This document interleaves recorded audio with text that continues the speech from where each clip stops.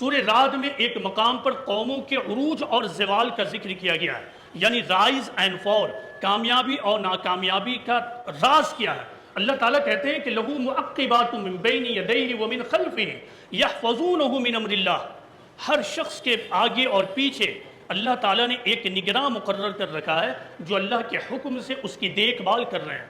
آگے اللہ تعالیٰ کہتے ہیں، یہ بڑی مشہور آیت ہے، آپ کے مقررین اکثر بیان کرتے ہیں، ان اللہ لا یغیر ما بقوم حتی یغیروا ما بانفسہم، اللہ کسی قوم کی حالت کو اس وقت تک نہیں بدلتا ہے جب تک کہ وہ اس کو نہ بدل ڈالے جو اس کے جی میں ہے۔ ما بقوم ما بانفسہم، یعنی کسی قوم کی حالت اس وقت بدلتی ہے جب اس کے افراد اس چیز کو بدلنا شروع کر دیں جو ان کے جی میں ہے۔ اور اللہ تعالیٰ کہتے ہیں کہ جب اللہ تعالیٰ ٹھان لے کسی قوم کے اوپر عذاب بھیجنا، آفت بھیجنا، تو پھر کوئی طاقت نہیں ہے جو اس کو روک سکے۔ آپ ہجوم لگا لیجئے، لیکن اللہ نے جب عہد کر رکھا ہو کہ آفت بھیجنی ہے، عذاب بھیجنا ہے، تو وہ عذاب آ کر رہے گا۔ دنیا میں کسی کی بھی طاقت نہیں ہے، کسی لیڈرشپ کی طاقت نہیں ہے کہ وہ خدا کے عذاب کو روک سکے۔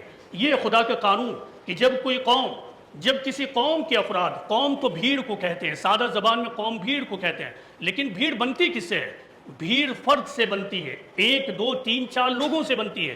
تو جب کسی قوم اور بھیڑ کے افراد یعنی ایک ویکتی اپنے آپ کو بدلنا شروع کر دیں تو پھر وہیں سے قوم کی حالت بدلتی ہے۔ قوم کی حالت قوم کو بدلنے سے نہیں ہوتی ہے، قوم کی حالت اس وقت نہیں بدلتی جب آپ حکومتوں کو بدل دیں، جب آپ اقتدار کو چیلنج دینے لگیں، جب آپ اقتدار کے سامنے مقابلہ آرائی کرنے کے لیے کھڑے ہو جائیں۔ اس سے قوم کی حالت نہیں بدلتی ہے، قوم کی حالت اس وقت بدلتی ہے جب قوم کے افراد اپنے آپ کو بدلنا شروع کریں۔